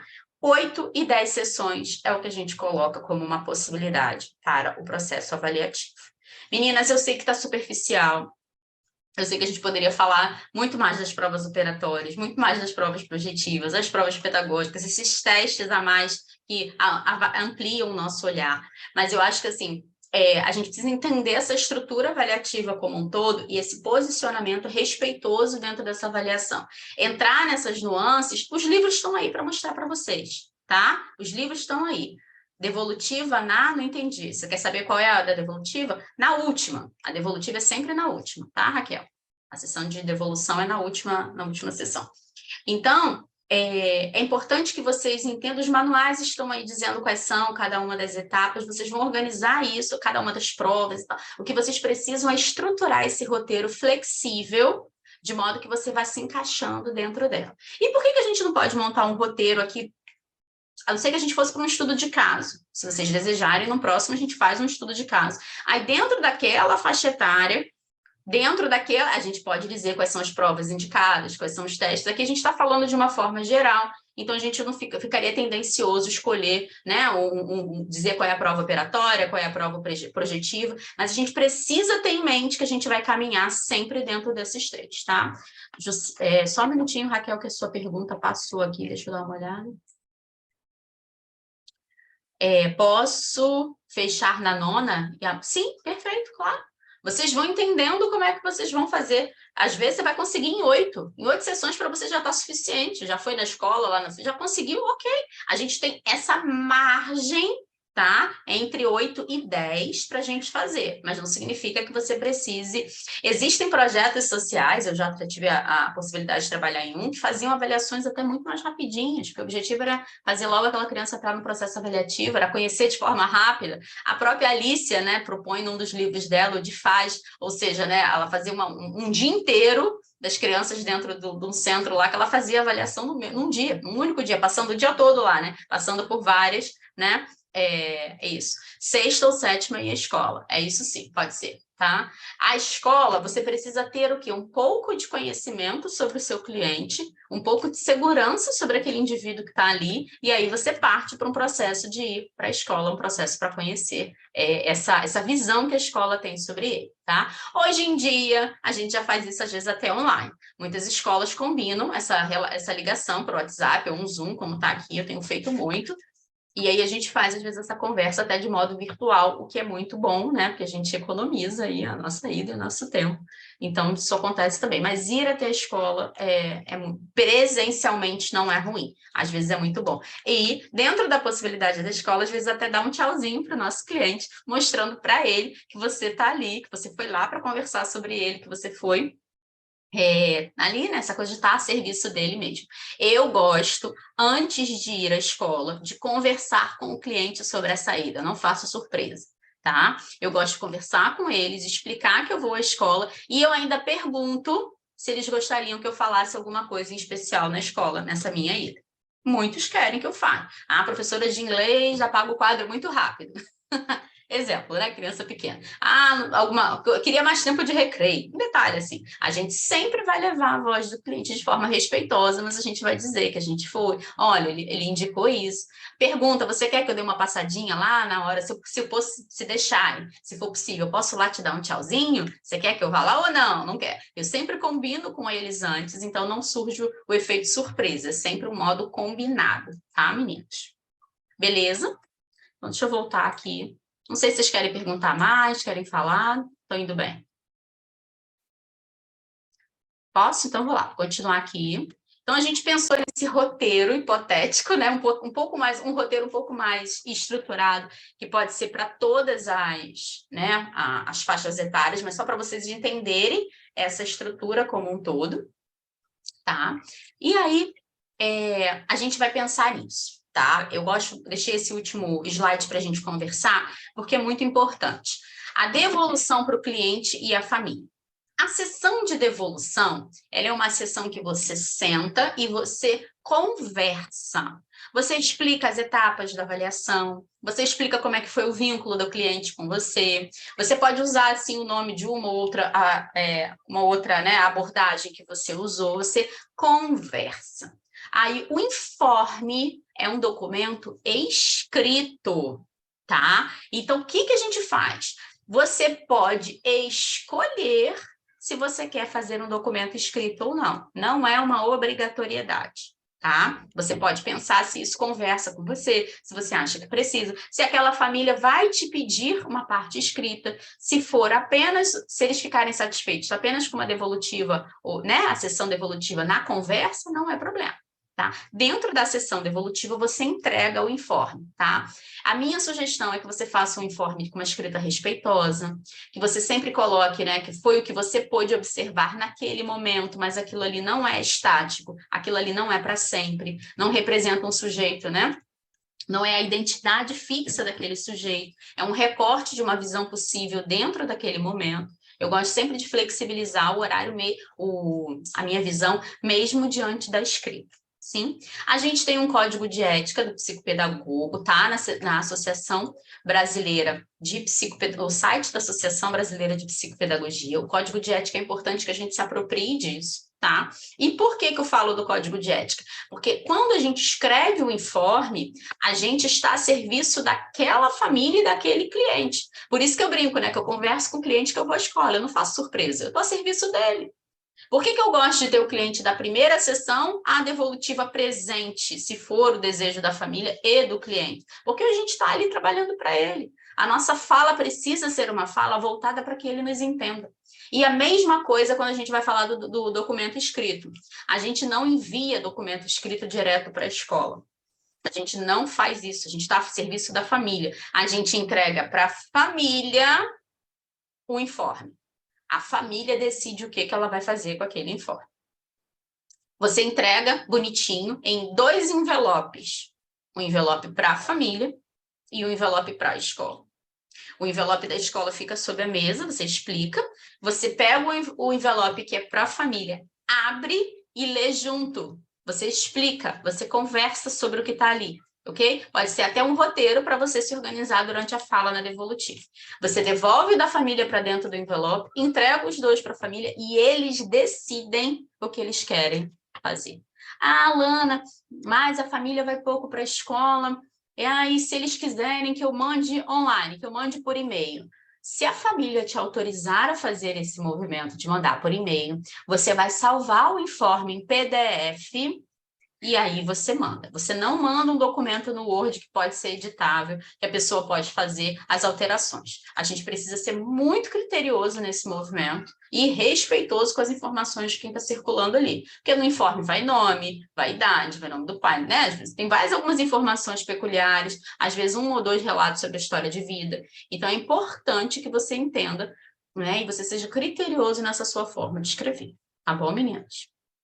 Esse é um detalhe que a gente aprofunda mais também no processo de mentoria, ou seja, dentro das necessidades das psicopedagogas. Então, a gente faz essa coisa da escrita, porque a gente sabe que não é fácil, mas é plenamente possível que vocês desenvolvam a habilidade de escrever de modo respeitoso, sem perder o cunho científico, tá? E agora eu gosto muito, né, de trazer para vocês essa reflexão, então eu trago até como uma atenção. O maior recurso para avaliar em psicopedagogia é o profissional psicopedagogo. Então, o maior recurso para avaliar é você. Trabalhe o seu olhar, trabalhe a sua escuta, trabalhe o seu coração, faça terapia pessoal, busque supervisão, vá preparada para encarar as nuances do consultório. Você é o maior recurso. A prova projetiva, ela vai conversar com o seu olhar. A prova pedagógica, ela vai ter a ver com o seu olhar. A prova diagnóstica do pensamento operatório vai ter a ver com você. Um teste a mais que você está influenciando, está colocando, ela vai ter que conversar com você. Você é o maior recurso, tá?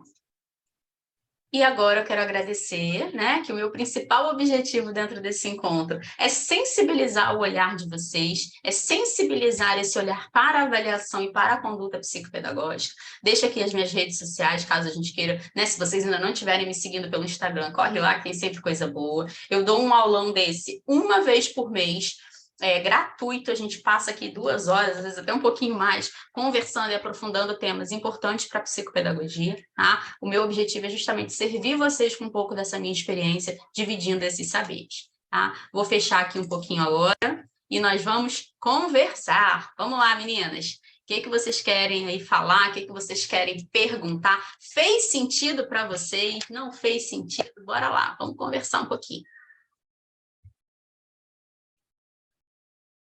Uma de cada vez. Eu não dou conta se todo mundo perguntar ao mesmo tempo, meninas. Espera aí. Foi bom?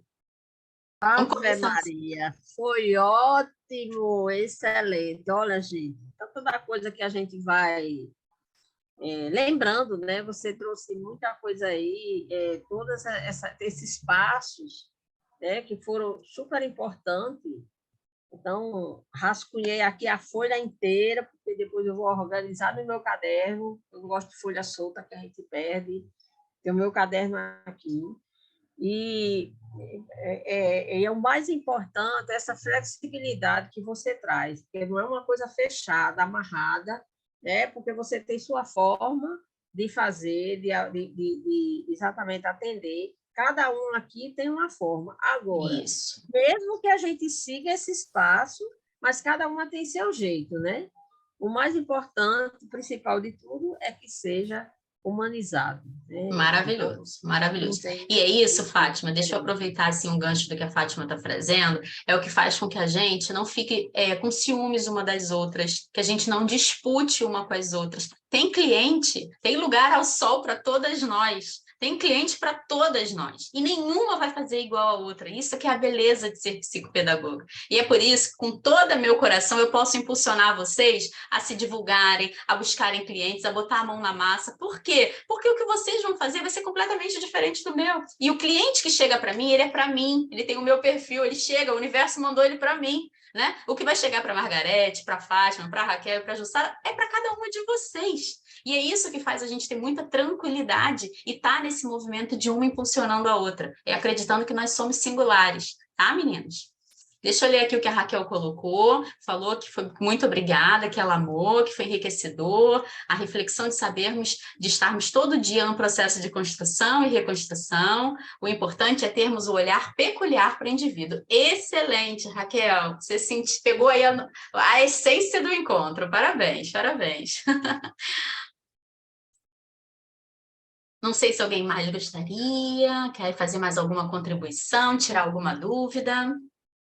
Não?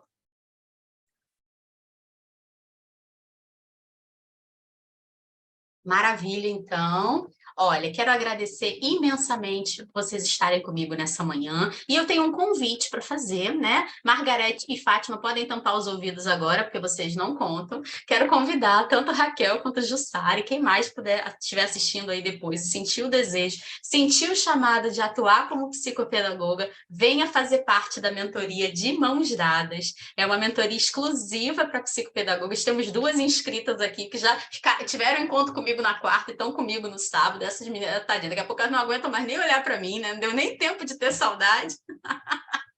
Agradeço muito vocês estarem aqui. E é isso, né? Tem o desejo de começar a atender, tá se sentindo um pouco perdida, como é que estrutura, como é que organiza, vem com a gente.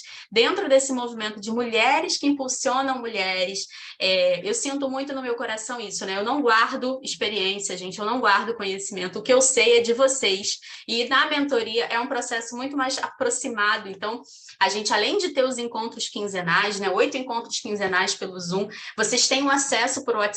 Margarete, essa semana, já mandou áudio ali, a gente já foi conversando, foi tirando as dúvidas. É isso. A gente vai desenvolver tudo o que puder, né? Todas as dúvidas de vocês, todas as ideias que vierem. Então, a mentoria tem esse objetivo de impulsionar e organizar vocês para esse começo na clínica. Fico muito honrada, né? Por quem tem esse interesse e quer fazer. A gente tem esses aulões, então não deixem, né? De vez em quando está aqui comigo, nos aulões aos sábados. Coloquem nas redes sociais, façam aí o print, né, da tela, eu vou tirar a foto de vocês já já. Digam que vocês estavam estudando, digam que vocês estavam fazendo, que isso é importante. Mostra o quanto vocês estão levando a sério o que vocês fazem, tá? E o meu beijo e o meu muito obrigada para vocês, tá, meninas? Vamos lá para a nossa foto. Dá um sorrisão. Deixa lá. Soltou o cabelo, Raquel? Vamos lá. Vai, solta. Eu espero, eu espero. Se tiver que passar batom, a gente espera também. Vamos lá. Raquel, queridona, fez uma cirurgia, gente. Está aqui com a gente, ó, ali no esforço de participar. Maravilhosa, né? Vamos lá, Fátima. Deixa eu ver se ficou boa, que às vezes eu me embanando aqui e tiro a foto errada.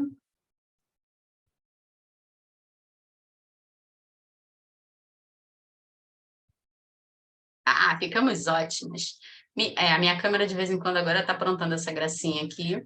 Meninas, muito obrigada pelas trocas, muito obrigada pela partilha. O grupo fica aberto, a gente troca por lá também. Surgiu uma dúvida depois, pode perguntar. Vou subir o encontro para o YouTube, depois boto o link para vocês terem esse material para vocês depois também. Coloco lá a apresentação, coloco a referência bibliográfica e a gente vai trocando. Muito obrigada, um ótimo fim de semana e até a próxima. Tchau, tchau!